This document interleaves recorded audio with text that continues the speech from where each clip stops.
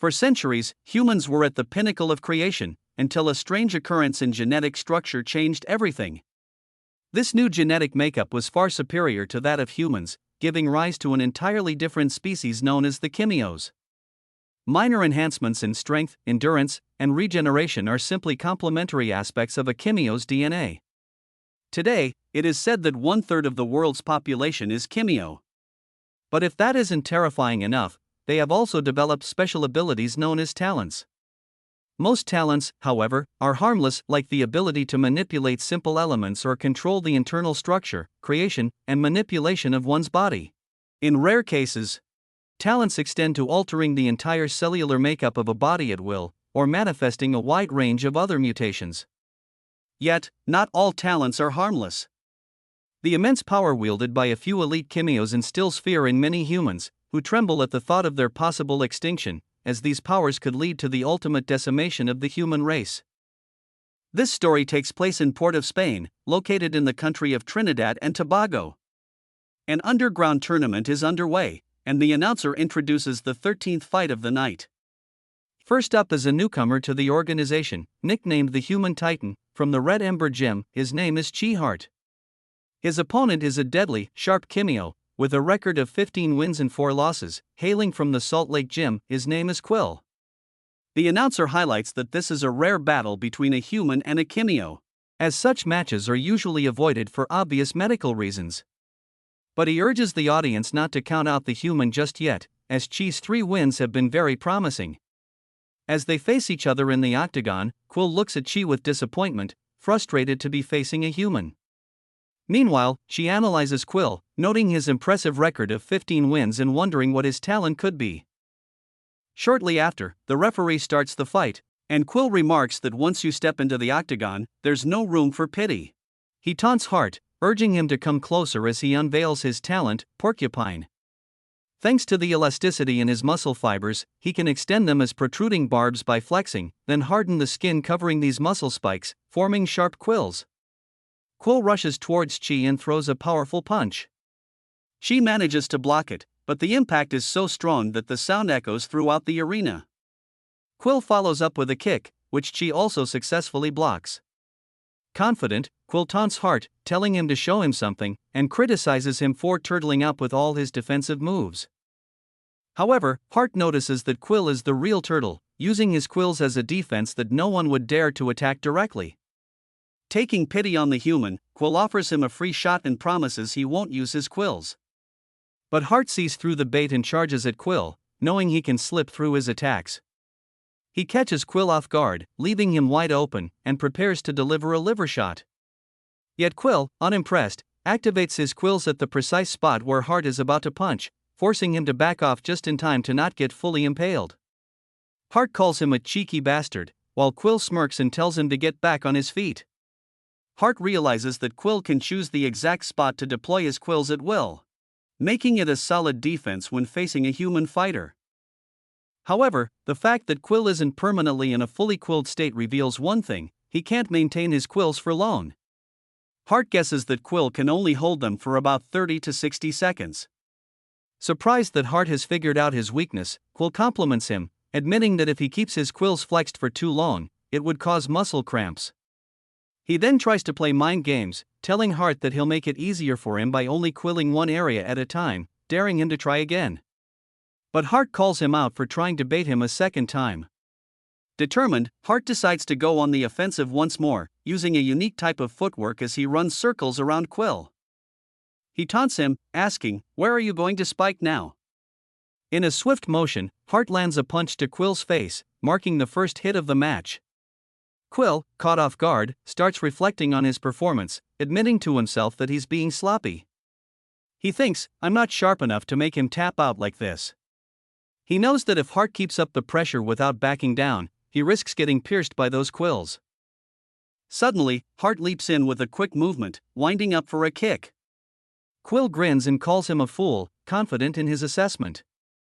Seeing Hart choose a jumping attack, Quill decides to catch him with his spikes, knowing that Hart can't change direction mid-air. Quill believes victory is now in his grasp. However, Hart fakes the kick, catching Quill by surprise as he pulls back just in time. Landing back on his feet, Hart spins around and delivers a gut punch with his right hand. Quill, feeling the intense pain, can't believe what's happening, and before he can react, Hart follows up with a left. Determined not to let Hart hit him again, Quill activates his spikes on his face. But Hart just smirks and adjusts his attack, switching back to a right and hitting Quill in the stomach again. In desperation, Quill grabs Hart's arm, vowing that he won't lose. He activates the spikes on his stomach area, piercing Hart's hand, and shouts, "Get Quilled, human!" But Hart remains unfazed, smiling as he realizes Quill's flaw, revealing that he can't activate spikes in two places at once. This means that the spikes Quill had on his face earlier are now gone, leaving his jaw wide open. Seizing the opportunity, Hart lands a powerful blow to Quill's face, knocking him out cold. An hour after the fight, Hart heads to his changing room, tending to his wounds as the announcer declares the fight of the night. Hart glances at himself in the mirror, anticipating some unwanted visitors, and they arrive, right on cue. They call out to him, saying that he has messed up. Without wasting time, they explain that they placed a large bet on Hart losing, so his victory has become a major problem for them. They demand that he hand over every cent he earned tonight, promising to help him lick his wounds if he complies. They warn him not to play the hero, reminding him that he's still heavily injured from his fight with Quill. Hart, unfazed, tells them to close the door before they start. One of the gang members pulls out a knife, declaring that this will be Hart's funeral. The scene cuts to moments after the altercation in the changing room. We then see a woman sitting in her office. She asks someone if they've seen him come through, then smirks, admiring the man's looks, calling him cute. It turns out to be Hart, who enters the office and greets the woman, Demalia. Demalia, clearly intrigued by Hart, returns the greeting and compliments his performance in the fight. She assures him not to worry about his scratches, adding that she thinks they make him look even hotter. Hart thanks her for the compliments, a hint of a smile on his face. Demalia then mentions that they have wild parties after the competitions, pointing out that these only happen once a month. Demalia teases Hart, pointing out that he never comes to any of the parties, and playfully claims that he never makes time for her on the side. Hart, however, politely turns down her offer, explaining that he has a few things to take care of at home. Disappointed by his response, Demalia hands him his winnings for the night's fight. Before he leaves, she makes one final remark, saying with a smirk, "If you get cold, you know where to find me." Acknowledging her message, Hart asks her to let the admin know that there are two injured guys in his changing room, casually adding that he has no idea what happened there. Later that night, Hart returns home and sits in his bathtub. As the adrenaline drains from his body, the pain sets in, and he winces from the discomfort. He mutters to himself that pain is a reminder that they're still alive.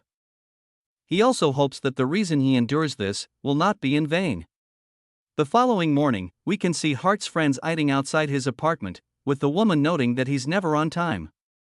However, the man begs to differ as he thinks that no woman can stand Hart for a day. Finally exiting his apartment, Hart sarcastically tells his friend to speak louder, pointing out that it's 6 a.m. His friend replies that he's known Hart for 15 years, and it's been 7 years since he moved into this apartment. He jokingly notes that none of them have ever seen the inside, wondering aloud if Hart might be selling drugs. If that's the case, his grandma needs Advil. Their banter is interrupted when the woman shouts at Hart to get into the car. The scene then shifts to the Red Ember gym, where both Hart and his friend are dropped off. The man thanks his girlfriend for the ride, and she reminds him to be back by 4. The Red Ember gym is the dojo that Hart and his friends attend. Inside, a training session is underway between a master and a student. Hart reflects that he and his dojo mates don't come from privileged backgrounds. The old man leading the session is their master, Leo Thomas, a war hero. Hart then gives insight about the danger that cameos presented to human lives, which caused a war that lasted for 61 years. As a result of this war between humans and cameos, more innocent lives were lost than anyone cares to admit, but Hart plans to speak more about this later. For now, the focus is on the sparring match. The young man uses his talent to boost the power of his kicks, but the old master effortlessly dodges them. As the young man prepares for another attack, Hart notes that Master Leo is like a father to all of them. The young fighter launches a barrage of attacks, but Leo blocks and dodges each one with ease. Hart admires the old man, not just for his skills as a teacher but for treating them like his own sons. The speedster, Azam, rushes toward the old man, darting in circles around him with incredible speed. Master Leo, the old man, remarks that while Azam's talent is speed, being predictable with it means only one thing. Azam winds up for a punch, ready to strike, but Leo sees it coming, catching Azam's fist with ease, which catches Azam by surprise. With a serious expression, Leo's eyes suddenly glow a bright orange, revealing that he too is a Kimio. He tells Azam to listen closely, as he unleashes a barrage of punches, each landing squarely on Azam's chest.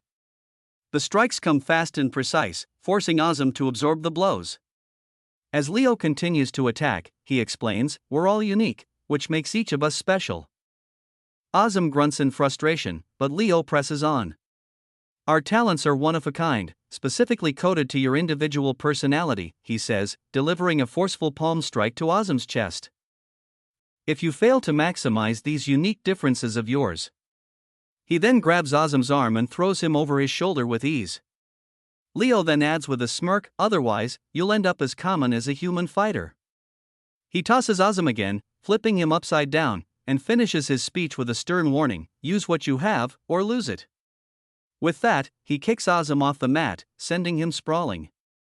Meanwhile, Hart's friend Tevin watches the sparring session and teases Hart, saying, "After the master sees that broken face of yours, it'll be hilarious watching him kick your butt." Hart claps back, calling Tevin by name and quipping, "At least I don't get driven around like a manchild by my girlfriend." Tevin scowls, clearly irritated by the jab. Back at the sparring session, the old man urges his student to continue their training, and the student agrees to keep going. Meanwhile, over by the group, one of the dojo mates remarks that Azam volunteered to go first, making the others feel a bit sorry for him. Turning to Hart, he mentions that the master said he had a bone to pick with him when he arrived, adding with a smirk that he hopes Hart signed a waiver. Suddenly, Azam comes flying off the mat again, having lost a second time to the master. The old man ends the sparring session and tells Azam to rest, saying they'll work on his assault tactics later. Then, he calls out to Hart, ordering him to come over. Seeing the menacing look in the old man's eyes, Hart starts to feel nervous, while Tevin can't resist taking another jab at him. Hart walks over and greets his master, but the old man is visibly angry as he notices the wounds on Hart's body. He snaps, calling Hart a fool. He scolds Hart for fighting behind his back after he had specifically forbidden it. "You're human, Hart," he reminds him sternly. "What do you think will happen when you're forced to fight a Kimio who far exceeds your skill?" His tone grows sharper as he repeats the question, adding, "I won't lose another son." With that, the old man slaps Hart across the face, catching him off guard. "Since you're an underground fighter now, why isn't your guard up?" he taunts, testing Hart's reflexes even as he reprimands him. After letting his frustration out, the master shifts his focus, telling Hart it's time to get on with their training. Suddenly, clapping sounds echo through the dojo as a group of men enter. One of them smirks and asks, "Why so serious, Master Leo?" Stepping closer, he adds, "Bet you never expected to see me again." The man at the center of the group is Rokash Rampersad, a narcissist and a well-known figure in Trinidad. Recently ranked among the top 150 of the world's strongest documented Kimios, his newfound fame has gone straight to his head, making him one of the most arrogant and disliked people in the country. Rokash finally addresses everyone in the dojo, while Hart watches him warily, wondering who he is. Tevin, on the other hand, turns to his master and asks, "Do you know this guy?" He then bluntly tells Rokash, "No one's allowed in the dojo during training sessions. Maybe you're illiterate because the sign's right there." Leo's expression darkens as he warns Rokash that he's not welcome in his dojo. The other students glare at Rokash and his men with open hostility. But Rokash just shrugs off the warning, addressing Leo as teacher and adding, "You shouldn't treat a former student like that." Hart is stunned to hear Rokash call Leo his teacher, while Tevin shouts at Rokash and his entourage, telling them to leave. One of the thugs snaps back, "Shut up," while another mockingly asks Tevin to repeat himself. As the tension escalates, Rokash tries to provoke the dojo, complimenting Tevin's toughness and suggesting a sparring match. Master Leo's patience finally snaps. Seeing that Rokash hasn't changed, he furiously orders him to stop, releasing a surge of flames born of pure anger. His display of power takes his students completely by surprise, the heat from the flames making them flinch. Rokash and his men fixed their attention on Leo, whose expression is deadly serious. Leo reminds Rokash that this dojo is no longer his home, and demands that he leaves at once. Rokash shouts, stating, "It's been 15 years since I set foot in this old place." He then turns his back to Leo, adding, "You talk like you're at the pinnacle of Kimio power, but you have no idea what true strength is." As Rokash faces toward the exit, he pauses, his tone turning dark. "Mark my words, old man, you will acknowledge my strength before you die, and that might be closer than you think." Later that same evening, Hart is tidying up the dojo alongside his master. Concerned about the earlier confrontation, he asks, "Master, are you all right? Who does Rokash think he is, coming in here and threatening you like that, and what happened between you two?" With a sigh, Leo explains. "Rokash was an old student of mine, many years ago. His arrogance kept him from ever truly progressing. But the scary truth? He was one of the strongest students I ever had. Back then, the dojo was small, just 4 of us training here. Rokash was obsessed with proving his strength and constantly challenged the others." Leo continues as he recalls the memory. Besides his vanity, his biggest flaw was that he never understood the seriousness of a fight. His animalistic nature would take over, and he'd start jesting and grinning like a predator. One day, behind my back, he challenged a young man named Jacob, one of my better Kimio students. That fight, it was a mistake from the start. I never knew what Rokash was trying to prove, but he ended up killing Jacob during the match. Because of that incident, there was an investigation, and after it was over, they called it unintentional homicide. Rokash left the dojo after that, and I never saw him again until today." Hart says he can't believe Rokash got away with it, and swears that if he ever comes back, he'll beat him up himself. Leo can't help but smile at his student's brash words, and says in a baby voice, "Ah, look at my little human making threats." Hart laughs at Leo's comment, and says that his students has his back this time. Leo replies, saying that he is certain of that. He then tells Hart to now go home, and he'll finish cleaning up, since he knows he's got chores to do. In the next scene, we find Hart at the local clinic, where he is greeted by the doctor, who's relieved to see him. "Glad you're still in one piece, Hart," he says warmly. Hart asks, "How've you been holding up, Doc?" Dr. Evans sighs, and replies, "Work's been hectic lately. There was an incident at a bar, and not just any bar, mind you, but one where Kimios hang out. You can imagine the mess. But, aside from that, God's been good to me, and I've got no complaints." He then smiles, adding, "Oh, and Juliana is having her 6th child." Hart is shocked to hear this and replies, "Wow, your daughter is a superhero, Dr. Evan." Evan chuckles, and then shifts the topic to Hart and the prescriptions he's prepared. "I've got your usuals here. But I'm adding something new called amoxicillin, which should help with the internal bleeding, so be sure to take it once a day." "By the way, how's your left eye?" the doc asks. Hart responds saying it's still a bit dim, and can only see about 60%.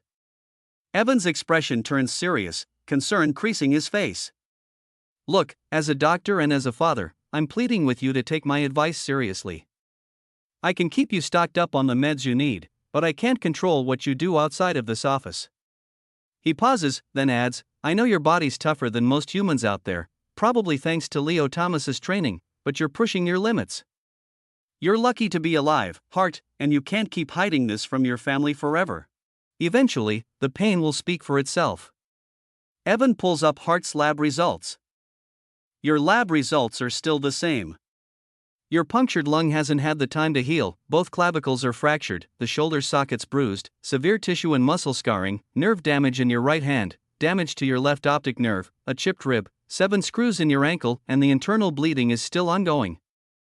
Is all this Fight Club money really worth it, when your body's breaking down like this, especially when you've got your whole life ahead of you?" Seeing the concern on Evan's face, Hart responds, "Doc, I know you're worried, and I appreciate it, but I've still got some fire left in me, and the money, it's going towards something important." Evan sighs, accepting Hart's explanation. All right. Just know that if you need anything, you can ask me. Hart smiles and shakes Evan's hand. Thanks, Evan. You know, you're looking pretty healthy yourself. Your wife still got you doing yoga? Evan chuckles as his glasses shine. Nay, I've moved on to something a little more manly. Karate, Evan says with a goofy fighting stance, leaving Hart genuinely surprised. Their conversation wraps up as Dr. Evan gives his final remark. Take care of yourself, Hart. I want you to live long enough to grow old and happy, just like me. Later that night, Leo Thomas sits alone in the dojo, peacefully reading his Bible. The calm is interrupted by the subtle click of the front door, causing him to pause. Leo lets out a deep sigh, as he already knows who it is. Two figures step through the doorway, their shadows stretching across the dojo's floor. Leo glances up and addresses one of them, his voice laced with disappointment. You really haven't changed, have you? One of the figures steps into the light, revealing himself to be Rokash. He stands with a burning hatred in his eyes, and has come for one thing, a fight with his former master. He tells Tevin that he feels bad for leaving Leo to close up the dojo by himself, especially after Rokash had threatened him. Tevin snorts on the other end, trying to lighten the mood. Hart, Rokash is a rich idiot with an ego the size of Trinidad.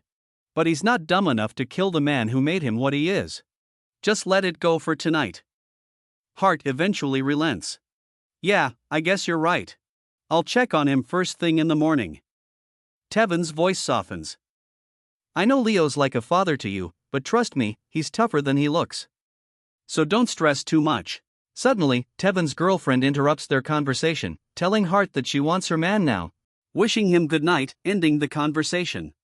As the call ends, the scene cuts back to the dojo, where a deafening explosion rocks the building. The windows rattle and smoke billows through the air, as the fierce battle between Leo and Rokash reaches its peak. Leo stands firm, clutching a gunshot wound to his abdomen. He grimaces, blood seeping between his fingers as he mutters to himself. I guess I'm getting too old to dodge a bullet now. Rokash stands a few feet away, his fists clenched, but he isn't holding a gun. Instead, the younger man who accompanied him is frozen in place, the firearm still smoking in his grip. He looks shocked at what he's done, his hands trembling as the weight of the situation hits him. He shouts at his nephew, demanding to know where he got that gun. Rokash continues as his voice trembles with rage. I thought I told you that the old man was mine to kill, so don't you dare rob me of this moment. But his nephew claims that he was just trying to protect Rokash, as he thought he was gonna die. Suddenly, Rokash screams at his nephew to look out, as Leo charges at him, flames surging from his hands. With a swift movement, he forms a phoenix spear, using it to knock the young man off his feet and send the gun clattering across the floor. Leo whirls around to face Rokash, his gaze intense with both anger and disappointment. Is this how you raise your nephew, Rokash? Do you even understand the weight of that responsibility? Rokash's expression twists into a scowl, eyes burning with hatred as he faces his old master. You talk about responsibility like you understand it, old man. But you still can't acknowledge my strength, not even after I put this pathetic, failed dojo on the map. His voice drips with bitterness as he continues. You never had a stronger student than me, and you know it. Jacob? He wasn't even close to my level. If he knew he couldn't handle me, then the fool should have never accepted my challenge. Leo's face hardens, his body trembling with restrained fury. Don't you dare speak Jacob's name again, Rokash, he says, his voice low and threatening. I tried to guide you, not just as a student, but as a son. But somewhere along the way, you lost your way, and now you're beyond reason. Leo's voice grows colder, more resolute as he squares his stance. Tonight, I'm going to make sure I finally address the mistakes I made with you. Leo then lunges towards Rokash, who is now ready for round 2. Kimio, Leo Thomas, wields a talent named Elios, the Phoenix Flame. When activated, the user enters an Elios state. This talent is also called the Sunfire talent and is one of the original Great 4 talents. Leo strikes Rokash with a knee, but Rokash manages to block it. However, the power behind the strike is too much, allowing Leo to follow up with a flame punch to Rokash's face. Rokash attempts to retaliate with a punch of his own, but Leo dodges and lands a 1-inch punch to Rokash's liver. The impact is powerful, causing Rokash to spew blood, but the old man doesn't relent. He grabs Rokash by the shirt and throws him into the air. Leo prepares to rocket upward toward Rokash, and Rokash realizes that Leo is about to launch an aerial attack. A roar can be heard as Leo blasts his way up to Rokash, attacking with incredible speed. Rokash narrowly escapes, but he quickly realizes that Leo won't give him the chance to activate his talent. Leo shifts his trajectory, heading straight back to Rokash, and a look of dread crosses Rokash's face. As Leo draws closer, Rokash admits he's frozen with fear, leaving him wide open for Leo to blast him back down to the ground. As Rokash falls, his eyes lock with Leo's, and he sees that the old man isn't done with him yet. Leo uses his special move, Leo's descending meteor, harnessing his flames to descend rapidly toward Rokash, slamming him back to the ground with a huge crash. Leo lands back on his feet, cursing his wound, as he knows that he is far too old to heal from something like this anymore. Calling out to Rokash, he says, "You knew my strength would deteriorate with age, so congratulations, you have placed me seconds away from death.